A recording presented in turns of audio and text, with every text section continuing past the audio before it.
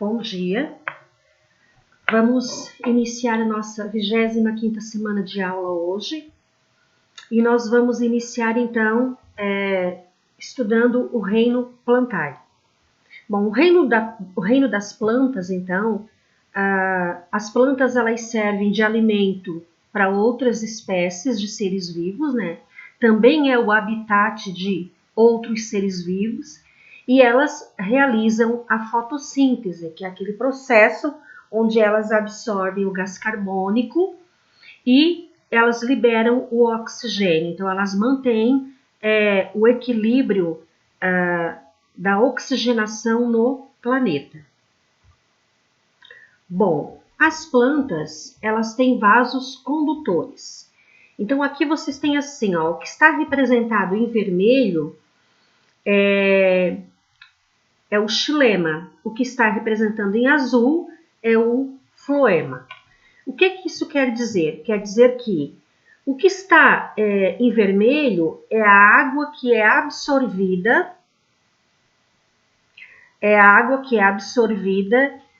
pelas raízes, né?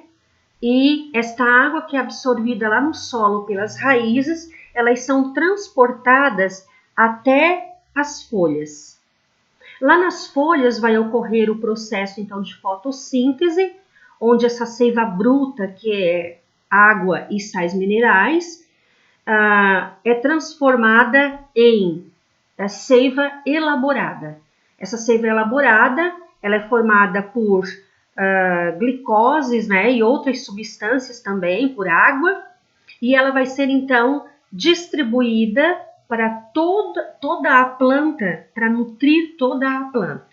Então, nós temos aqui a absorção de água e sais minerais pela raiz, que vai por determinados vasos condutores até as folhas, onde lá nas folhas vai ocorrer a fotossíntese e, novamente, a redistribuição, então, desta seiva elaborada, este alimento para todo o vegetal.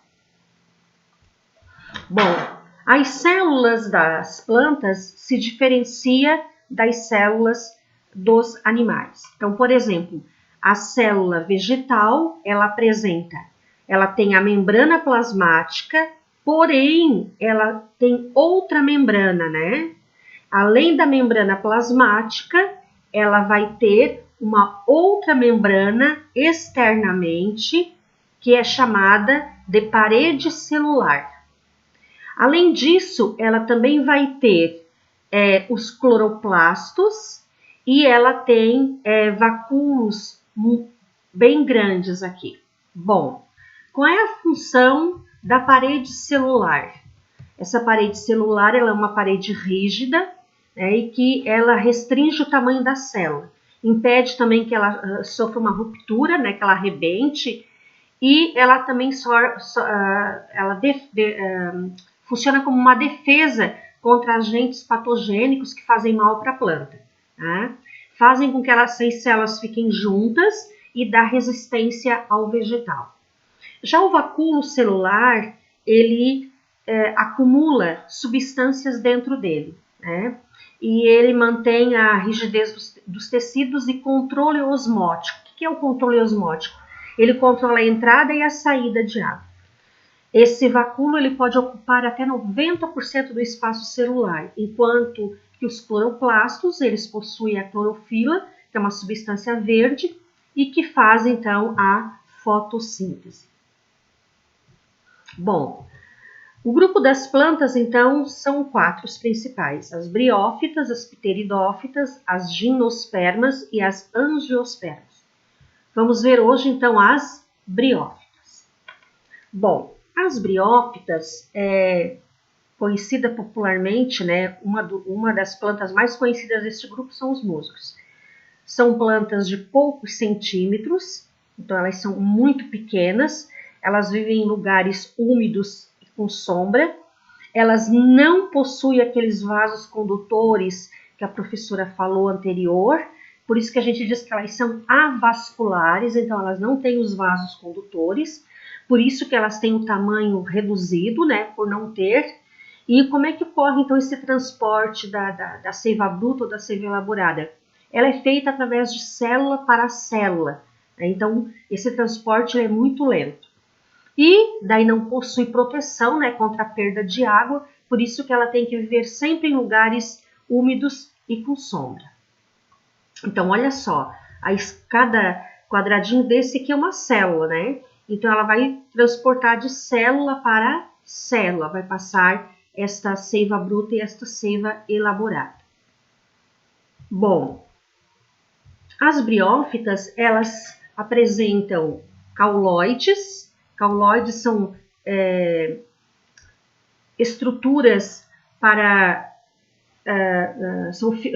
estruturas que seguram, né, que firmam a parte dos filoides, e os rizoides, então, eles são filamentos que fixam o vegetal ao solo.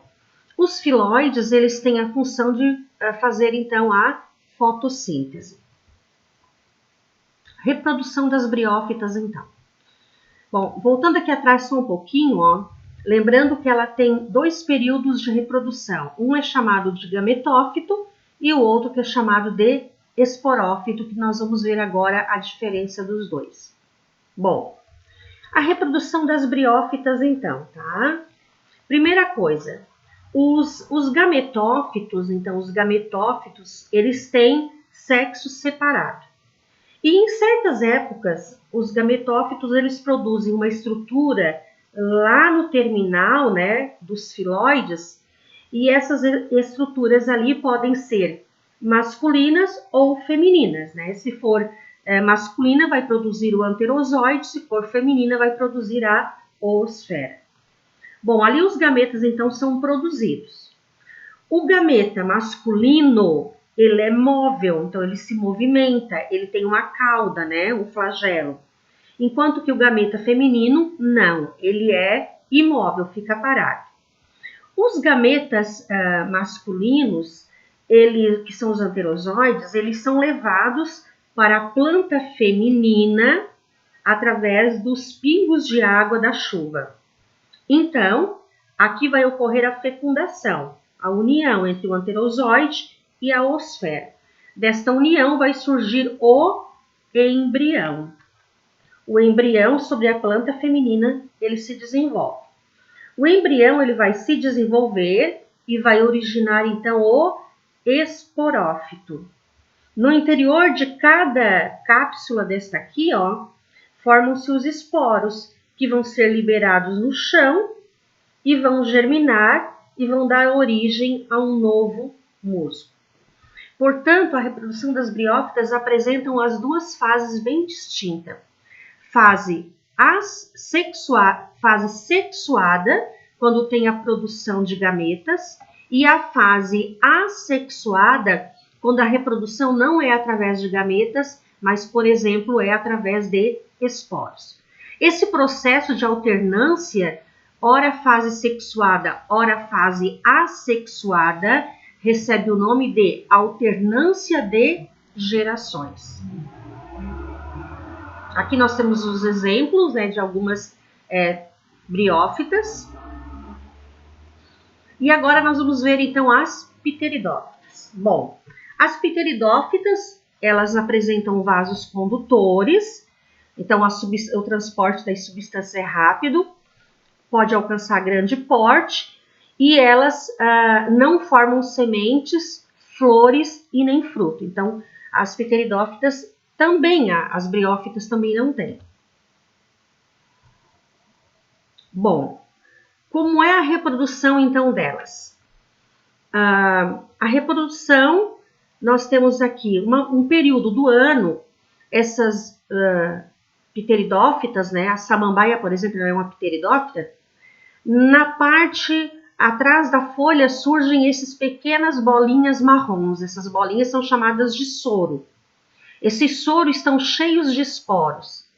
Esses esporos caem no chão e dão origem ao protalo. Protalo, ele é o gametófito porque ele vai produzir os 2 gametas, os anterozoides e a oosfera. O anterozoide, ele é móvel e ele é levado pela água e vai fecundar, então, as oosferas. Da oosfera surge, então, o embrião esse embrião vai se desenvolver e vai dar origem a uma planta jovem. Então, também as pteridófitas apresentam as duas fases reprodutoras. A fase assexuada, quando a reprodução é por esporos, e a fase sexuada, quando temos então os gametas masculino e feminino. Então, aqui nós temos, esse período, isso aqui são os soros, estão cheios de esporos, né? E a samambaia, ela apresenta raízes, o caule dela, como ele é um caule subterrâneo, nós classificamos como tipo rizoma. O báculo são folhas jovens, né, que tem esse formato de feto. A folha, toda ela é uma folha, só que cada parte desta folha é chamada de folíolos. Então, a folha tem partes, né, pequenas chamadas de folíolos. Aqui nós temos alguns exemplos, né? A avenca, a samambaia, a cavalinha. E aqui vocês têm uma atividade. Então, com base em certos critérios, as plantas elas são agrupadas em 4 grupos. Eu quero saber quais são esses grupos, o nome. 2. Por que as briófitas elas são pequenas, elas não são grandes? 3. Explique a alternância de gerações. E a 4. Por que as briófitas e as pteridófitas elas precisam da água para a reprodução? Uma boa aula e Deus abençoe vocês. Um beijo.